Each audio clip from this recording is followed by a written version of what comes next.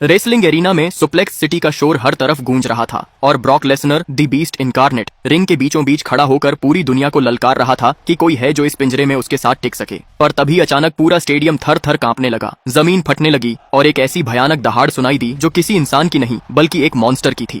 छत फाड़ते हुए हल्क सीधा रिंग में गिरा और धूल के गुब्बार में उसकी चमकती आंखें दिखने लगीं। ब्रॉक ने डर के बजाय तुरंत हल्क की तरफ दौड़ लगाई और एक जबरदस्त जर्मन सुप्लेक्स मारने की कोशिश की, पर हल्क किसी पहाड़ की तरह अपनी जगह पर जम गया। हल्क ने ब्रॉक को रद्दी के कागज की तरह एक हाथ से उठाकर रिंग के कोने में दे मारा। गुस्से में ब्रॉक ने रिंग के नीचे से स्टील चेयर निकाली और हल्क के सिर पर लगातार वार किए, पर हर चोट के साथ हल्क का गामा रेडिएशन उबलने लगा और उसने चेयर को किसी बिस्किट की तरह तोड़कर फेंक दिया। ब्रॉक ने अपने एमएमए स्किल्स से हल्क को लॉक करने की कोशिश की, पर हल्क ने उसे हवा में उछाल दिया।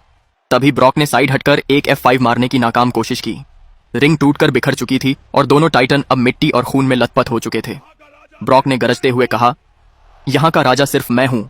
और ब्रॉक ने हल्क को स्टेडियम से इतनी दूर फेंका कि वह सीधा बाहर पार्किंग लॉट में जा गिरा। लेकिन हल्क कहाँ रुकने वाला था। उसने वहां खड़े एक भारी ट्रक को खिलौने की तरह उठाया और ब्रॉक पर दे मारा, जिससे पूरा पार्किंग एरिया धुएं धुएं हो गया। ब्रॉक जख्मी था, पर उसने धोखे से गामा सप्रेसर निकालकर हल्क की गर्दन में घुसा दिया।